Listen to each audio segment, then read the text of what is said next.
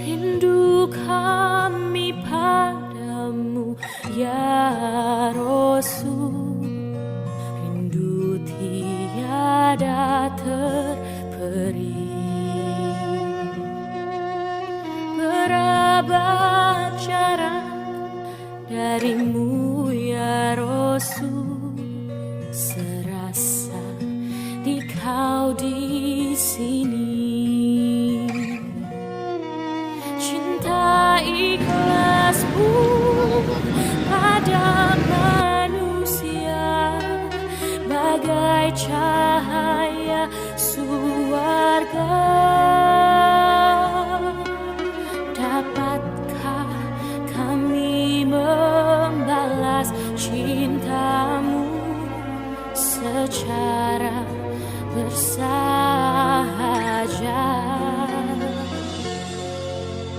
Rindu kami padamu ya Rasul, rindu tiada terperi. Berabad jarak darimu ya Rasul, serasa di kau di sini.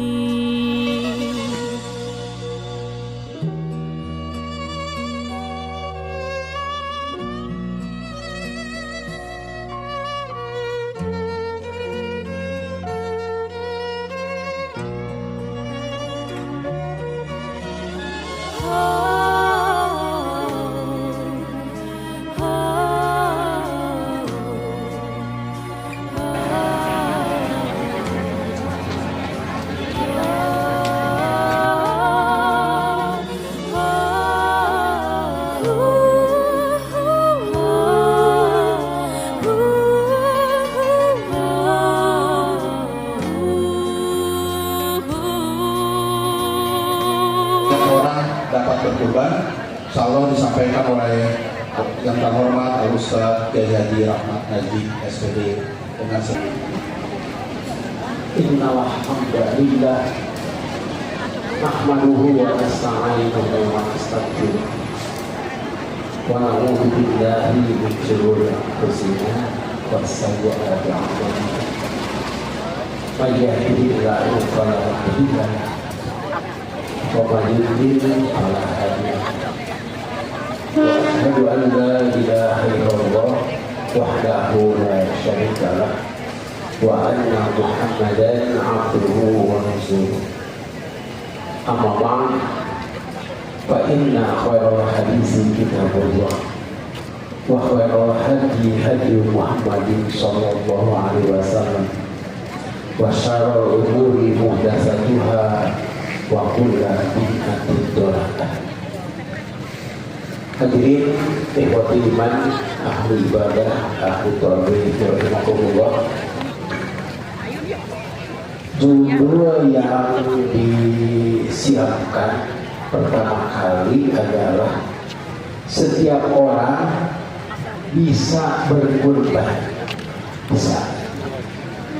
Tapi dikarenakan pengajian ini didengar juga oleh orang Malaysia dan orang Singapura, bisa itu diartikan racun. Karena itu diganti dengan dapat. Enaknya begitu bagi kita ya, setiap orang bisa berkorban. Kalau setiap orang dapat berkorban, ada kemungkinan disalahkan setiap orang dapat kurban, dapat daging kurban itu.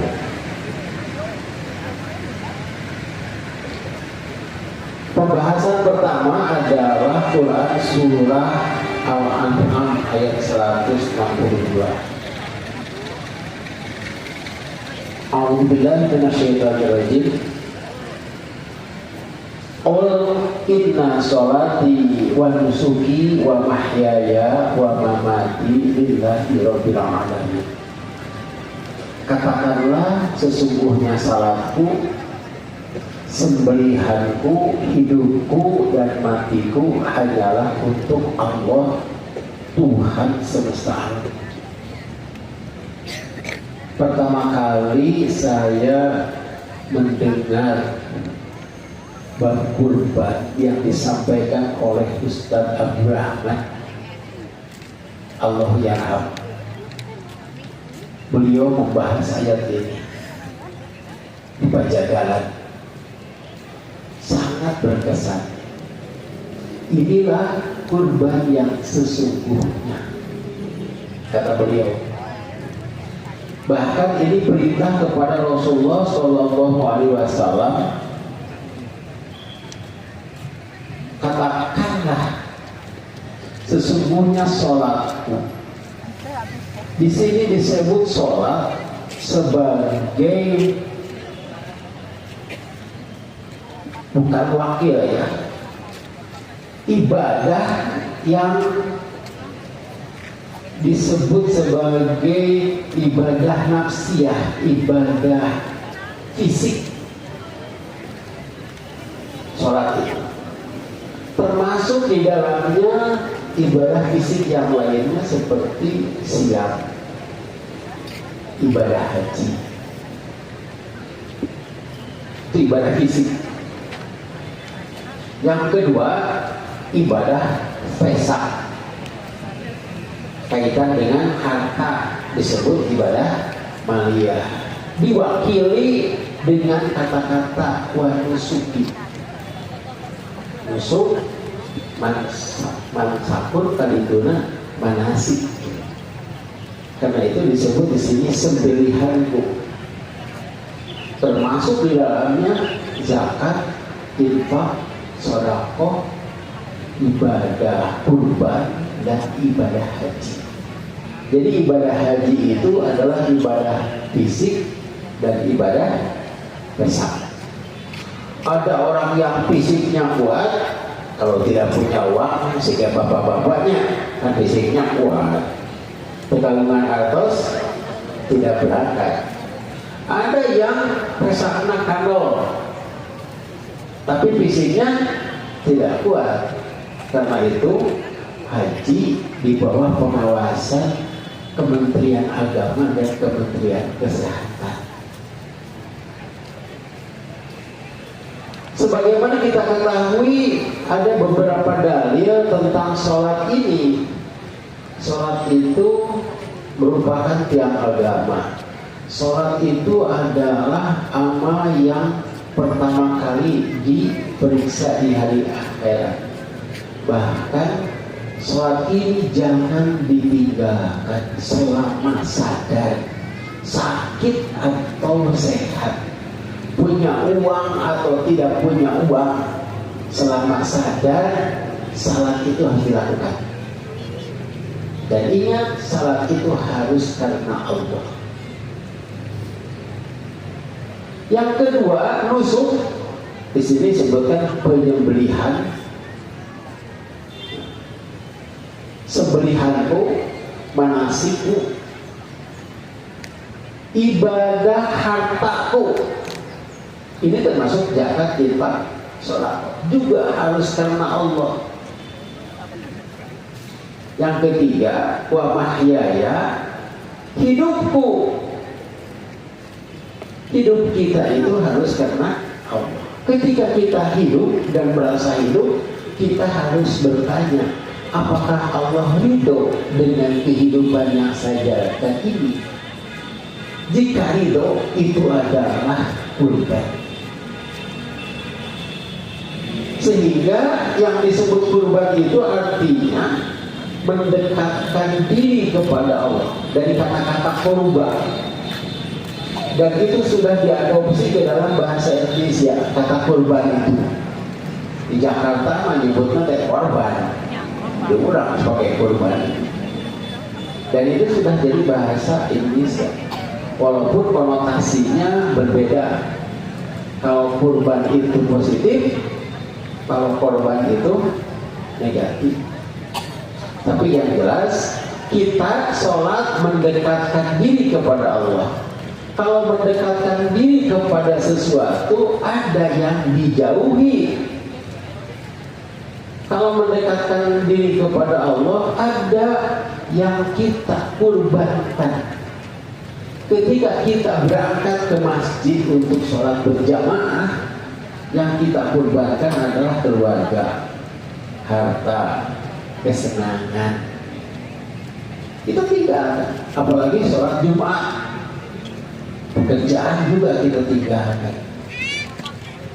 Kemudian ketika kita sodako, itu juga kurban.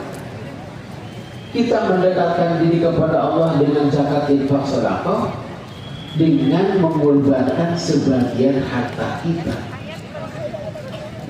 Dan kita hadir di sini juga merupakan kurban secara umum. Yang kita tinggalkan apa? Pawai, ya, tinggalkan jalan-jalan, jogging, banyak yang kita korbankan hanya untuk mendapatkan keridhaan Allah. Apalagi kita berkumpul di Baitullah, rumah Allah. Itu semua harus karena Allah. Tokoh kurban sebagaimana kita ketahui adalah Nabi Ibrahim alaihissalam. Nabi Ibrahim alaihissalam kurbannya apa? Coba putranya ya. Sebetulnya Nabi Ibrahim alaihissalam bukan hanya itu kurbannya, mendekatkan diri kepada Allah dengan mempertahankan keyakinan akidah. Beliau berkeyakinan Allah satu-satunya Tuhan.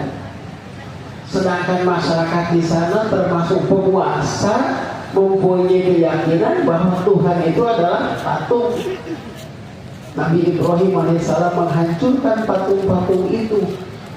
Beliau tahu pasti rajanya marah, rajanya kejam, pasti akan ditangkap, bakal dipateni ya, dibunuh pasti itu.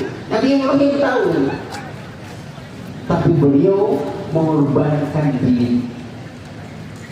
Dan beliau tidak tahu bahwa api yang akan membakarnya itu dingin.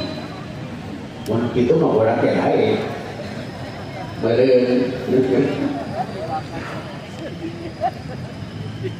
Ya Ibrahim, berdakwahlah kepada rajamu, hancurkan patung-patung atau yang dianggap Tuhan selain aku. Nanti kamu akan ditangkap. Setelah ditangkap, kamu akan dibakar. Nah, nanti apinya akan didinginkan. Nah, tidak ada itu. Berkurang begitu kan? Kita katakan ya, ya habis.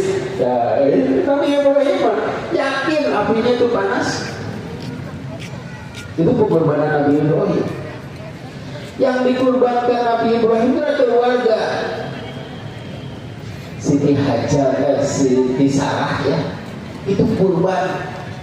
Apakah ada istri bapak-bapak yang rela menyatakan nikahi saja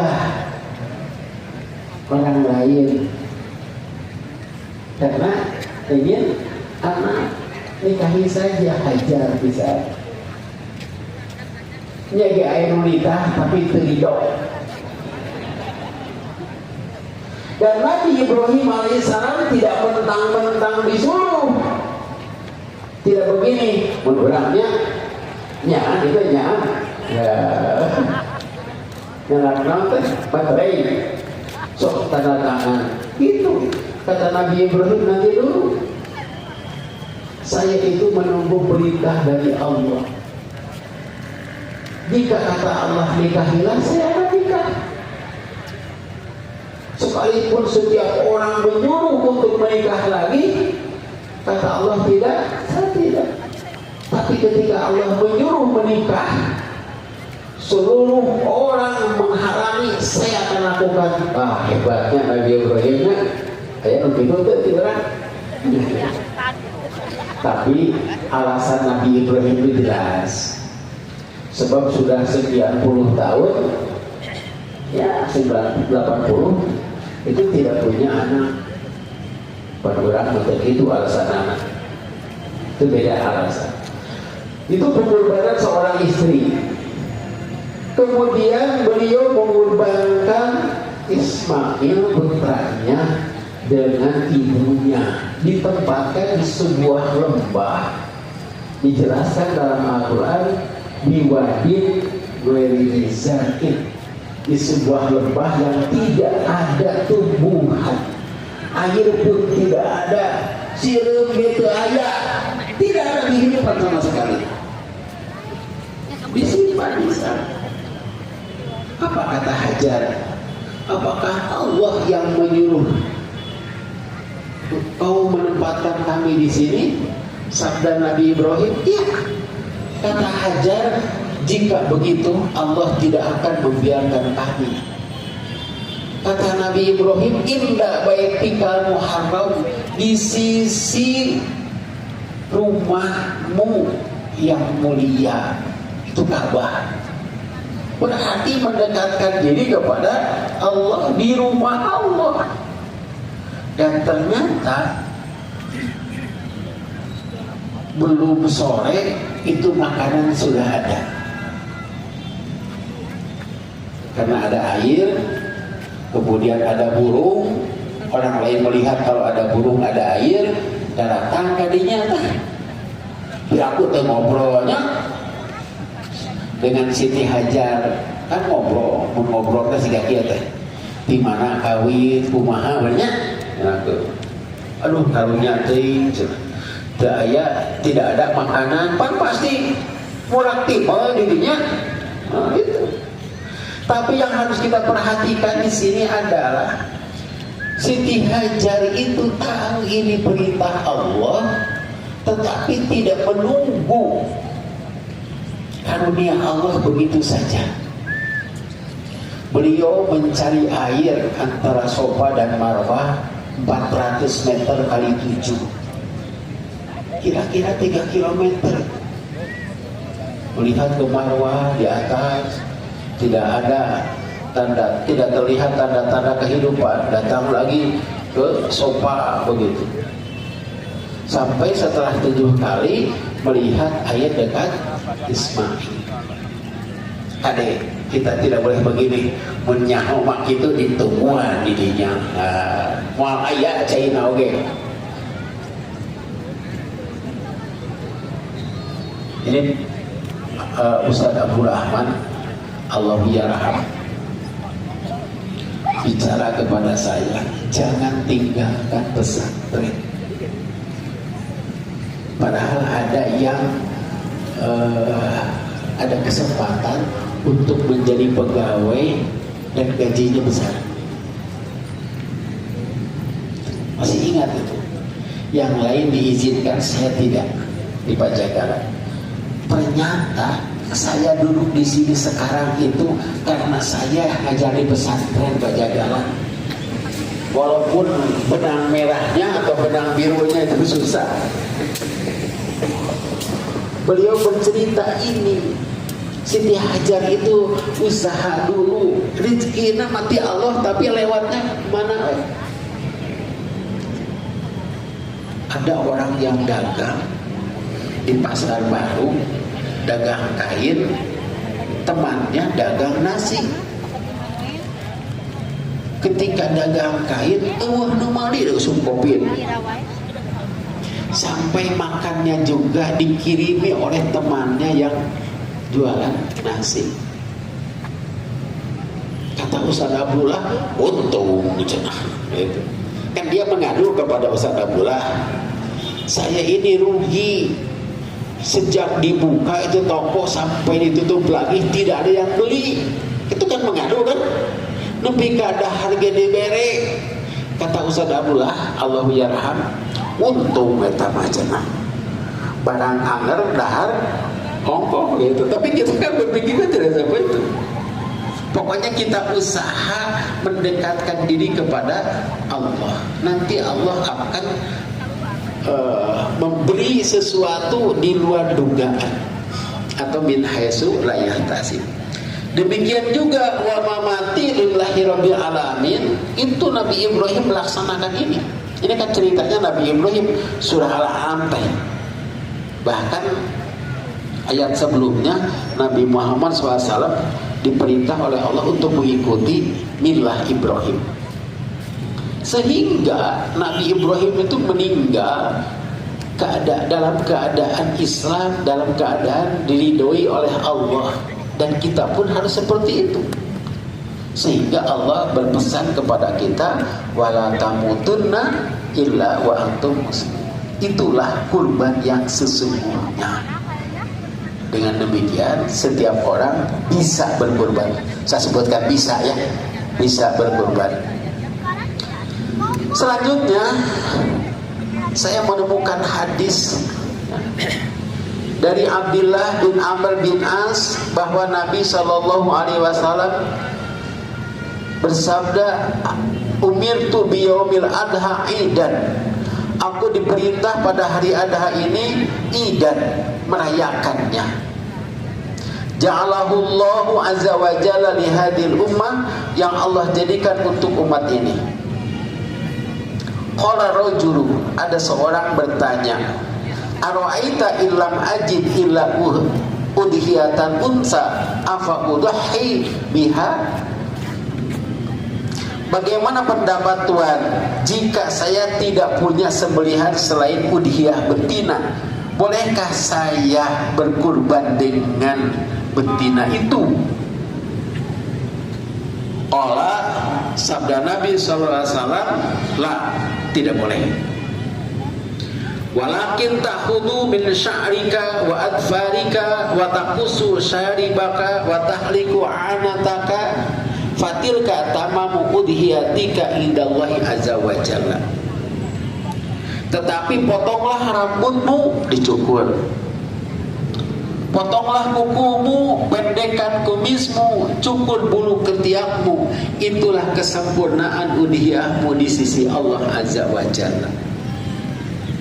Orang ini kurban tidak? Tidak ya. Tidak menyembelih sebab tidak punya kambing jantan. Tapi kata Rasulullah, tah anu teu boga kurban jeung hayang kurban mah begitu saja. Nanti pada tanggal 10 bulu kelekna dicukur, kumisna diponokan, kukuhna gitu. Penilaian tentang hadis ini. Hadis ini tidak dhaif, tetapi ada yang menyatakan tidak sahih. Kumata.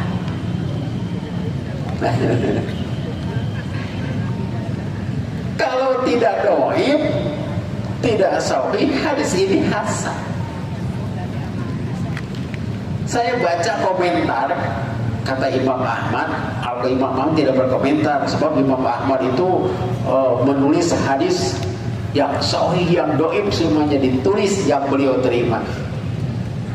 Imam Abu Dawud tidak berkata apa-apa. Imam An-Nasai juga begitu. Imam Al-Hakim menyatakan hadis ini sahih. Yang dipermasalahkan apa yang tidak sahihnya? Ternyata ada orang yang bernama Isa bin Hilal. Itu seorang tabi'in. Isa bin Hilal itu dinilai, ada yang menilai kurang dipercaya, ada yang menilai sangat dipercaya. Ibnu Hibban menyatakan sangat dipercaya. Karena itu hadis ini hasan. Hasan itu termasuk golongan sahih. Kalau beri nilai, barangkali nilainya begini. Hadis mutawatir nilainya 10, Bukhari Muslim 9, gitu ya. Bukhari 8 atau Muslim saja 8. Terus ada riwayat-riwayat yang lainnya nilainya 7, 6. Kalau dalam mustalah hadis sebutnya mutawatir, sahih li dzatihi, yang kedua, sahih la li dzatihi, artinya kesahihannya itu tidak dengan sendirinya tapi dibantu dengan hadis yang lain. Ada hasan li dzatihi, artinya ada hadis ini yang dianggap perlu diperbaiki atau perlu diperhatikan, tapi ada peninjau. Nah ini termasuk golongan yang soleh. Tetapi ini hukumnya sunnah. Kalau bapak abdi macenah kumaha abdi we erek neuteut kumaha. Seperti ini ya. Membersihkan kuku, menggunting kumis dianjurkan hari apa? Jumat atau sebelum Jumat, setelah Jumat? Sebelum Jumat. Kalau hari Kamis boleh? Hari Rabu boleh? Boleh. Nah, dan ini kasusnya juga hanya orang ini bakatku hayang kurban, nyeri hate domana aja tapi bingkang gitu. Saya mah tidak percaya kepada hadis ini, silakan. Tapi saya percaya, saya lebih percaya kepada Ibnu Hibban yang menyatakan bahwa Isa bin Hilal itu adalah sikoh, dapat dipercaya. Yang ketiga, Anna Ali bin Abi Thalibin akhbarahu anna Nabiyallah sallallahu alaihi wasallam amarahu ayyaquma ala budnihi wa amarahu ayyuksima budnahu kullaha waluhumaha wa junudaha wa jilalaha fil masakini wa la yu'tiya min jizaratiha minha syai'an. Bahwa Ali radhiyallahu anhu memberitahukan sesungguhnya Nabi Allah SAW menyuruhnya untuk mengurus kurbannya, hadyunya. Ini budnihi itu unta. Biasanya unta. Dalam Quran surah Al-Hajj juga wa budna itu adalah unta. Dikatakan budnihi badannya besar, budnihi itu gemuk. Dan Rasulullah SAW menyuruh untuk membagikan semuanya, dagingnya, kulitnya, pakaiannya. Jadi pakaian binatang itu seperti tali gitu ya. Mun kapungkur mah mun lima ya kolotok tan begitu. Palina oge sanes tina plastik can aya. Tina kulit. Dan dibagikan kepada orang-orang miskin. Dan jangan memberi sesuatu pun kepada pengurusnya dari kurban itu. Dari hadis ini dapat kita simpulkan, semua orang harus berkurban. Ali tentunya tidak sendiri, dibantu oleh orang lain, menyembelihnya, mencincangnya, membagi-bagi. Kata Rasulullah, yang bekerja jangan diupahi dengan daging itu. Saya pernah jadi panitia, pokoknya panitia mau kebagian daging bubar sabare, kecuali ustadz dan santri. Ada ustadz ngaharewas nyaman, kayak kena nyaman kan, kayak mun ayah sesa dibagi. Apabila ada orang berkurban, menyerahkan hewan kurban kepada kita, kemudian kita urus sampai kita bagikan, dan kita tidak kebagian apa-apa, itu kita juga berkurban, kurban tenaga. Untuk bagian pisan mah kurban perasaan. Kalau ada panitia mengharapkan daging kurban sah dan dia tidak berkurban, dia tidak punya pahala. Tapi apabila ada panitia tidak mengharapkan, kemudian ternyata ada sisa, dan kita diberi, terima saja. Mengharapkan dua amok-amokan waktu ikhlasnya mengharapkan. Dan panitia tadi ketua menyebutkan muaka bagian tidak akan dibagi daging kurban, tapi dibagi karena dia sebagai orang Islam atau orang miskin, sama dengan yang lain. Dan karena hadis ini pula menjadi peluang untuk berkurban. Biasanya orang yang berkurban itu ada uang administrasi ya, biaya operasional untuk ya plastiknya, konsumsinya, kemudian ya beres-beres gitu.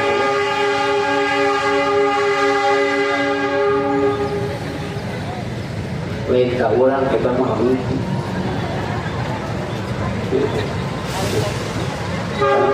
kan bawe gitu. Hadirin yang beriman rahimakumullah, jangan sampai pahala itu habis oleh mudohi. Sebab mudohi itu hanya hewannya, juga konsumsinya, juga plastiknya dan segala sesuatunya. Seharusnya diumumkan begini. Ini khusus saja untuk hewan kurban sahab ini. Adapun plastiknya nanti ditawarkan, siapa yang mau berkurban plastik, reseknya. Siapa yang mau berkurban konsumsinya, tenaganya. Setiap orang berkurban. Namun ketika ditanya kurban tuh, kurban naon, domba sapi, resek. Tapi itu juga kurban kan, sebab kurban itu adalah sedekah. Hanya pahalanya saja yang berbeda. Dan pahala ini tidak ditentukan dengan besar dan kecilnya seseorang mengeluarkan harta. Tidak dicantumkan di sini, tapi bapak-bapak, ibu-ibu sudah tahu bahwa yang akan sampai itu adalah takwanya. Tidak akan sampai kepada Allah dagingnya, darahnya. Dan di sini juga harus ada keikhlasan. Jadi yang kurbannya, yang punya hewan ikhlas, yang bekerjanya juga ikhlas, supaya diterima oleh Allah.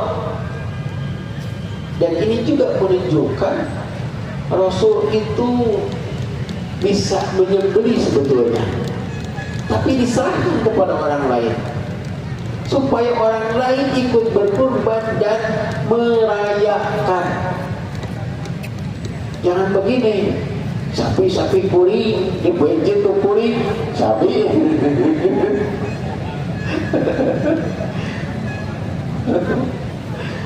Batur tengah bagian ganjaran, sehingga orang lain lihat, oh ini sapi Rasul. Nah, tidak begitu.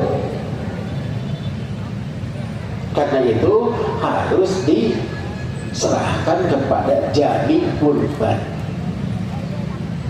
Sebab pada zaman Rasul juga, zaman Rasul itu orang pada ikhlas, itu kata sahabat. Tetapi setelah itu banyak orang-orang yang berbangga dengan kurbannya. Benarnya, dah ayeuna musuh begitu, sapi hai. Sekalipun tidak ada kata-kata seperti itu, tapi ketika dijejerkan, yang sapinya lebih besar, itu juga menunjukkan tidak ikhlas. Tidak bicara. Sekalipun bicara, dia bicara begini, ini berapa sahamnya? 3.500.000. Oh, hanya itu.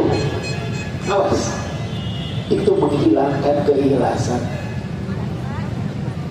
Malahan ada yang marah. Di videonya, ini nama masuk video ini, sapi nomor 3. Oh, di video pakai apa narasi ya. Ini sapinya. Alipek teh lain sapi nomor 3, nomor 4. Kumaha tah? Alas di aku lain. Nah, ini jangan sampai berbangga-bangga dengan kurbannya. Peringatan dari Allah. La yanallahu luhumuha wala dima'ha. Kemudian hadis berikutnya. An Abi Hurairah radhiyallahu anhu anna Rasulullah sallallahu alaihi wasallam qala Man iktasala yauma jumu'ati ghusla janabah thumma raha fa ka'annama qarraba badanah wa man raha fi sa'ati tsaniyah fa ka'annaha qarraba baqarah wa man raha fi sa'ati tsalisah fa ka'annaha qarraba kabshan aqrana wa man raha fi sa'ati rabi'ah fa ka'annama qarraba dajajah wa man raha fi sa'ati khamisah fa ka'annama qarraba baydah fa idza kharaja imamu hadratil malaikatu yastami'una dzikra. Dari Abu Hurairah radhiyallahu anhu bahwasanya Rasulullah SAW bersabda, siapa yang mandi hari Jumat seperti mandi janabah. Ini hari Jumat mandinya itu beda. Mandi janabah artinya mandi seluruhnya mandinya sebelum atau setelah? Sebelum. Berarti ini mandinya untuk Jumat sebab ada qarinah. Kemudian pergi untuk sholat Jumat. Dalam hadis yang lain disebutkan perginya tenang ke Gunung Gusu, menunjukkan bahwa waktunya masih lama. Kalau sekarang 11.50 misalnya, maka kira-kira berangkat jam berapa bapak-bapak? Jam 11. Di Mekah mah jam 8 katanya. Ya. Mengapa bapak-bapak berangkat jam 11? Sebab bapak yakin can aya jelema di jero. Ya, gitu kan? Entar yakin jam 11 ini teh. Tapi kalau sudah yakin ada orang yang mendahului, bapak-bapak jam 10. Pada hadis lain disebutkan orang itu masuk ke masjid pada jam pertama. Jam pertama itu bukan yang pertama, tapi ada jam pertama. Mungkin ada beberapa orang, mungkin pintunya juga banyak. Setiap pintu dia sholat tahiyatul masjid, sholat intidor, menunggu waktu imam naik mimbar, kemudian mendengarkan khutbah sholat. Ini dari datangnya saja, kata Rasulullah SAW, seolah-olah ia mengorbankan seekor badanah. Badanah dari unta yang besar. Unta itu kata Rasulullah SAW dihitung 10 saham. Jika kambing berapa harganya? Coba sabaraha? 3,5 juta sampai 4 juta. Jika 3,5 juta berarti seolah-olah kita sodako 35 juta. Itu 35 juta. Datang yang kedua. Yang kedua itu bukan orang kedua masuk, tapi saat yang kedua. Jadi mungkin saja saat kahijimah, saat ula ya di sini, saat yang pertama, orang yang datang pertama, kilo 5, kilo 4, kilo 30, nah, kumaha datang, panggilan bisa 35 juta. Yang kedua seolah-olah mengorbankan seekor sapi, 3 juta kali 7. Sebaraha 2 hiji, tapi Pak tadi setengah matanya tambah 3,5 sabaraha 24 lebih ya, dengan atau 25 juta. Datang yang ketiga seolah-olah mengorbankan seekor kambing, maka jauh bisa tahu karena 3,5 juta. Datang yang keempat hayam, mengorbankan ayam sabaraha tah 70 atau apa. Datang yang kelima seolah-olah mengorbankan di sini sebutkan mengorbankan ukur longsoan, longsong meh badan sabalata. Di sini Rasulullah Shallallahu Alaihi Wasallam bukan menjelaskan boleh berkurban dengan telur, boleh berkurban dengan ayam betina, itu ada jalan, atau boleh berkurban dengan sapi betina, kan ini bakoroh, kan al-bakoroh sapi, kalau bakoroh sapi betina, bukan begitu. Maksud Rasulullah bersodakoh. Dan itu Rasulullah SAW menggunakan kata-kata qarraba, mendekatkan diri kepada Allah atau berkurban. Tapi mengapa banyak orang yang masih kesiangan Jumat? Alasannya apa? Tidak cash. Coba kalau hadisnya begini, siapa yang datang yang pertama, dia akan dapat hanapun karpet 40 juta atau 30 juta. Kira-kira bapak-bapak datang mau jam berapa?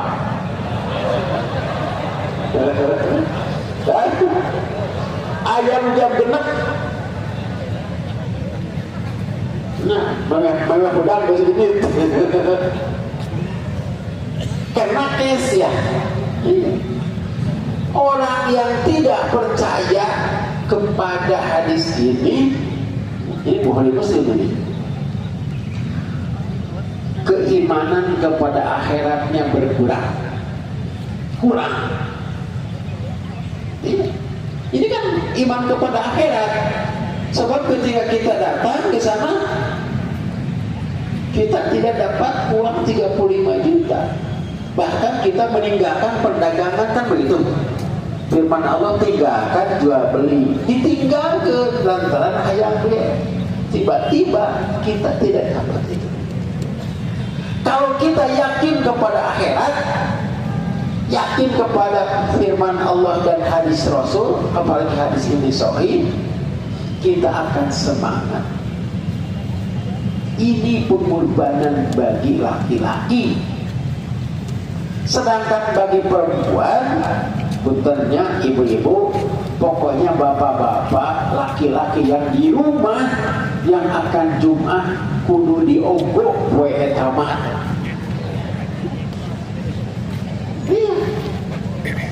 Jangan sampai bapak-bapak ada Jumat neangan samping. Mah kalau cenah kitu keberangan. Ditaros hoyong naon heula, hoyong naon naik pokona berangkat ke bihawa. Sampai begitu. Jadi bapak-bapak tidak ada alasan lain.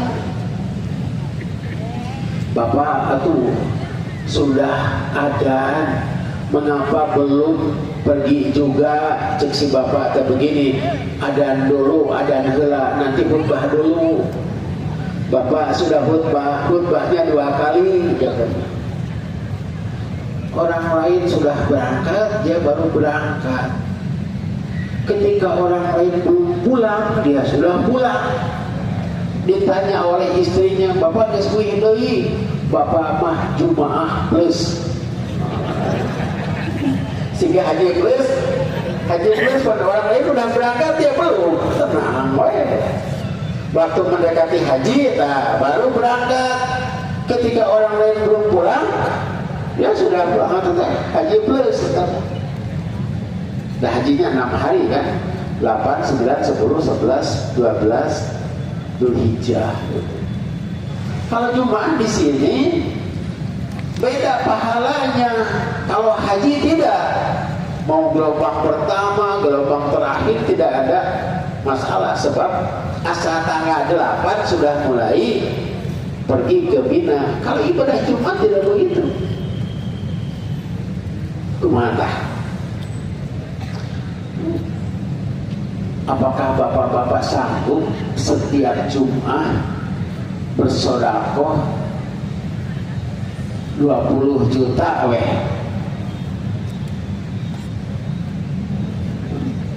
Ada yang sanggup tiap Jumat, bukan Jumat itu saja. dan ini adalah kesempatan untuk berkorban. Tetapi beda dengan kurban yang tadi. Ini kan untuk dirinya sendiri, kalau sedangkan kurban sedekah untuk fakir miskin juga. Waktu ditanya Pak Haji, tidak bayar saham, cek Pak Haji teh, Pak Haji mah Jumaah bakalan wae. Kalau Pak Hajinya punya uang tapi tidak berkurban, korek Pak Haji nanti. Alangkah bahagianya dan besar pahalanya setiap Idul Adha dia berkurban, dan setiap Jumat jam pertama hadir. Hebat itu. Jangan sampai kurban itu Jumat keberangan. Kumaha tah? Kira-kira pahala yang akan kita raih apa? Ini Islam itu sangat memperhatikan seluruh aspek, bahkan setiap orang, tidak ada yang dirugikan ini. Tidak yang dirugikan. Biasanya siapa yang pertama kali ke masjid hari Jumat? Muadin, pensiunan. Kan pensiunan mah kerja tidak ya, santai di rumahnya, nanti gitu ya. Piraku atau pensiunan masih kena kaburangan. Bari juga uang gawe di rumah. Kalau orang kantor kan di waktu istirahat misalnya pukul 11.30, ini pukul 11.50, berarti 20 menit lagi mun kaburangan teh wajar. Tetapi dia harus berkurban tiap tahun. Dan itu cukup eureun gaweana, cari yang lain. Dan di sini pada hadis ini, malaikat itu ada di tiap pintu. Hebatnya itu malaikat apaleun ngaran urang. Si anu jam sakitu polis catat.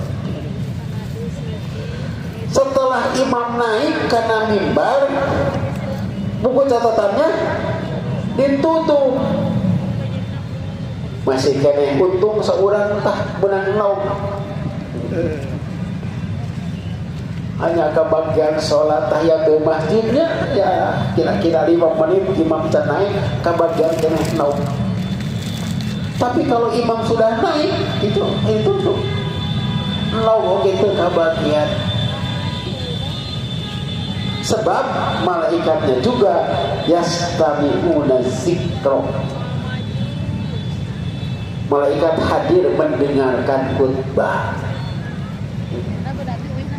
Mau ya, masih ada kesempatan Jumat yang lain.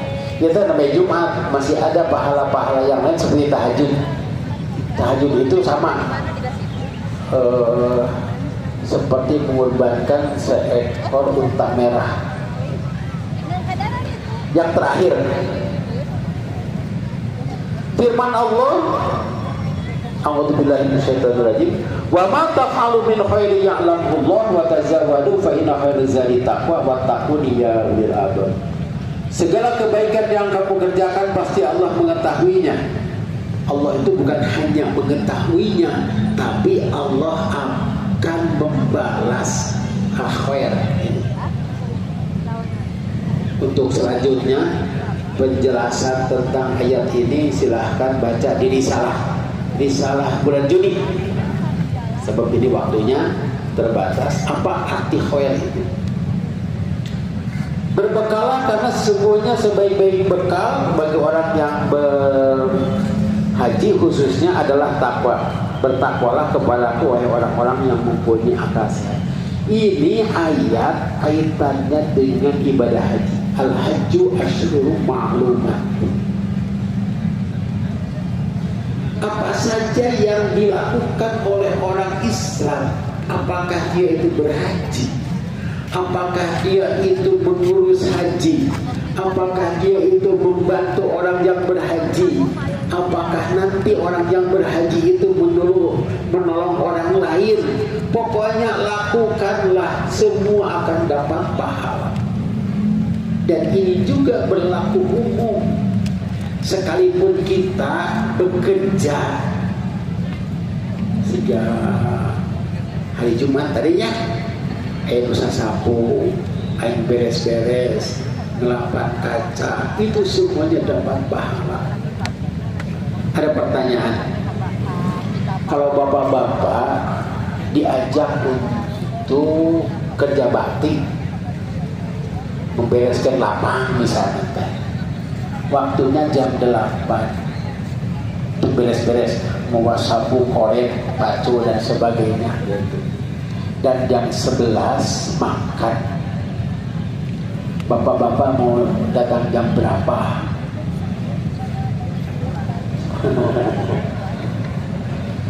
Ada orang yang datang setengah 11, sudah beres, wah, terus beres ya, tinggal makan, untung tuh. Untungnya, masalahnya titah ngorek atau titah sasapu atau piraku titah dahar tedaik. Kalau menurut hadis ini dan ayat ini, bahwa orang yang banyak pahalanya itu orang yang jam 8 itu atau sebelum jam 8 sudah siap. Kalau bapak datang jam 8, orang lain belum ada, bapak tiba beres duduk ngisang dan datang jam 11 dahan kok bapak abak teh menabak teh ikhlas. Kalau kita melihat ayat ini, ya Allah, terimalah amalku. Tongkyo, mana mangguna kariyo cenah Allah gawta. Itu ikhlas. Tetap dapat pahala, tapi pahalanya tidak akan diterima hari ini. Tidak. Seperti di Jumat ya. Tidak akan dapat uangnya. Sebab Allah tahu mau dipasihkan hartosna CF. Oh, bapak-bapak saya kasih 40 juta di sodakohkeun saware sabaraha sodakohna.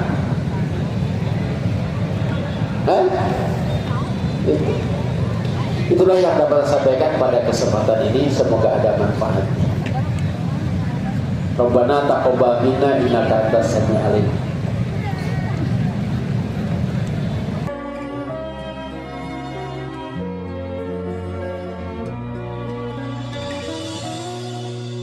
Rindu kami padamu ya Rasul, rindu tiada terperi. Berabad jarak darimu ya Rasul, serasa di kau di sini. Ikhlasmu pada manusia bagai cahaya surga. Dapatkah kami membalas cintamu secara bersahaja? Rindu kami padamu ya